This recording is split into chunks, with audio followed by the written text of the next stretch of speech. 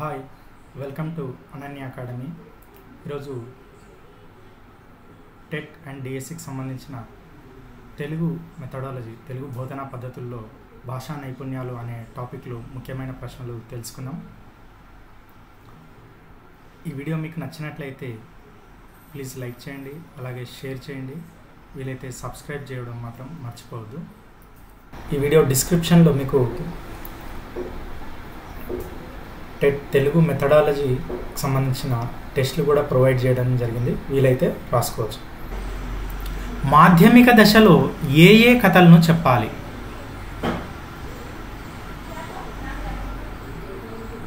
One and two అంటే సాహస కథలు, యాత్రా కథలు, వీటిని మాధ్యమిక దశలో అంటే 5, 6, 7, 8, 9 ఆ క్లాసుల్లో ఎక్కువగా చెప్పవచ్చు. ఈ క్రింది వాణిలో అంతస్థములు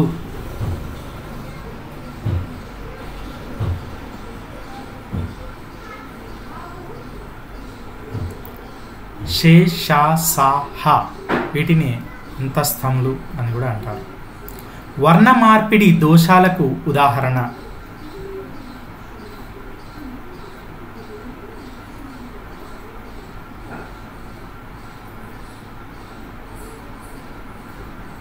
పైవన్నీ అంటే సుతిలి, తుసిలి, మిగిలిన, మిలిగిన, చాలా, చానా ఇలాంటివన్నీ కూడా వర్ణ మార్పిడి దోషాలకు ఉదాహరణ. రాసేటప్పుడు మణికట్టును ఏటవాలుగా ఎంత కోణంలో ఉంచి రాయాలి? 42 డిగ్రీలు. ఉపాధ్యాయుడు విద్యార్థులకు కథలను చెప్పదలిచిన విధానం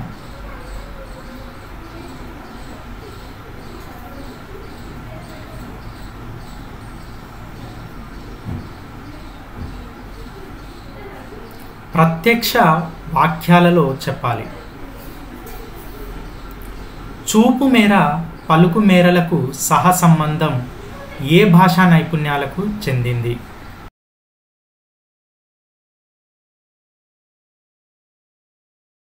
పఠనం. నాటకీకరణ ప్రధాన ఉద్దేశం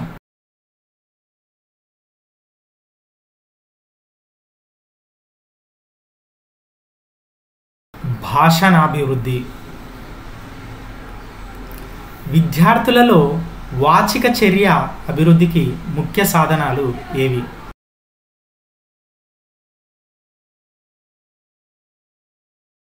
ప్రశ్నోత్తరములు. ఉచ్చారణను మెరుగుపరిచి విద్యార్థులు దేశ చరిత్రలు నేర్చుకోవడానికి పునాది అయ్యే కథలు.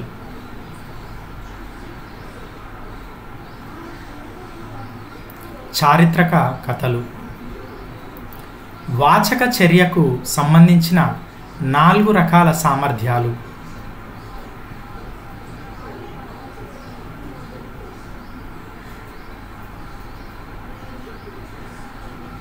పైవన్నీ అంటే వాచక చర్యకు సంబంధించిన 4 రకాల సామర్థ్యాలు: నూతన శబ్ద పరిచయం, విషయ పరిచయం, భావ ప్రకటన కౌశలం మరియు ఉచ్చారణ దక్షత. భాషలో సంపూర్ణమైన అధికారాన్ని కలుగజేసేవి.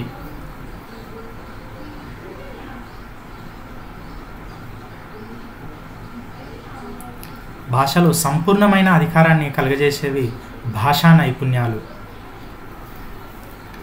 మాట్లాడేటప్పుడు భావానుగుణమైన స్వరభేదం పాటిస్తూ వ్యక్తీకరిస్తే ఈ భాషణంలోకి వస్తుంది.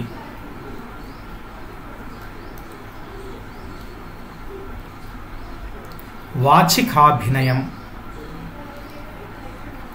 పఠనం కన్నా లేఖనం సులువైన నైపుణ్యం అని ఎవరు అభిప్రాయపడ్డారు?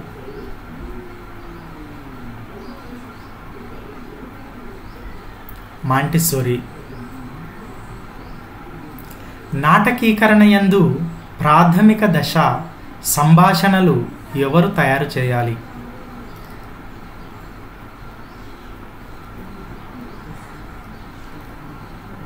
ఉపాధ్యాయుడే తయారు చేయాలి. ఉభయోష్ఠాలు అంటే ఏవి?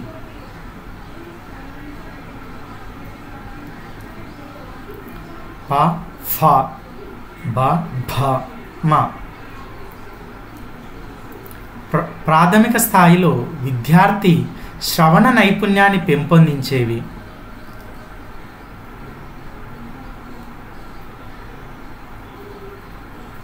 ఇవన్నీ అంటే బాలగేయాలు, హాస్యకథలు, పదక్రీడలు ఇవన్నీ కూడా ప్రాథమిక స్థాయిలో విద్యార్థి యొక్క శ్రవణ నైపుణ్యాన్ని అంటే వినే సామర్థ్యాన్ని పెంపొందిస్తాయి. శిశు గీతాలలో ఉపయోగించే భాష ఎలా ఉండాలి?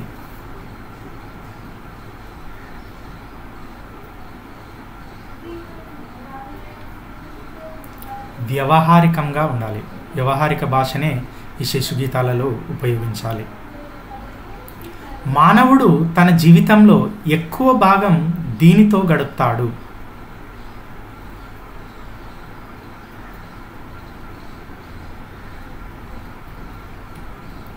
భాషణం, వాగ్దేశాలులో లేనిది.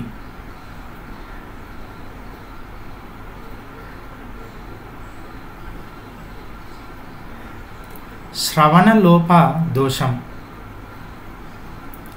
వచ్ అనే సంస్కృత ధాతువు నుంచి ఏర్పడ్డ పదం.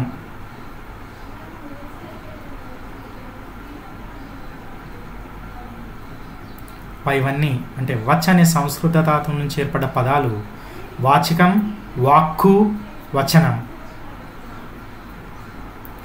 ఉత్తర రచనకు మరి ఒక పేరు.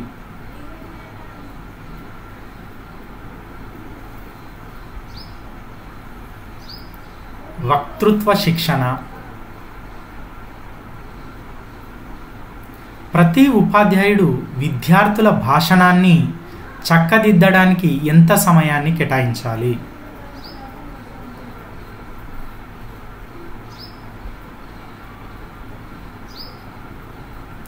3 లేక 4 నెలల సమయాన్ని విద్యార్థుల భాషణాన్ని చక్కదిద్దడానికి కేటాయించాలి. విద్యార్థుల మంచి దస్తూరిని ప్రామాణీకరించు సాధనాలను ఏమంటారు?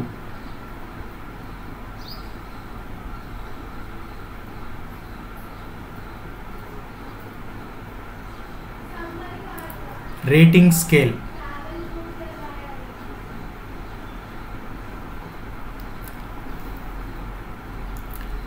థ్యాంక్ యూ ఫర్ వాచింగ్ అని. ఈ వీడియో మీకు నచ్చినట్లయితే లైక్ చేయండి, అలాగే మీ స్నేహితులతో షేర్ చేసుకోండి, అలాగే సబ్స్క్రైబ్ చేయడం మర్చిపోవద్దండి. Thank you.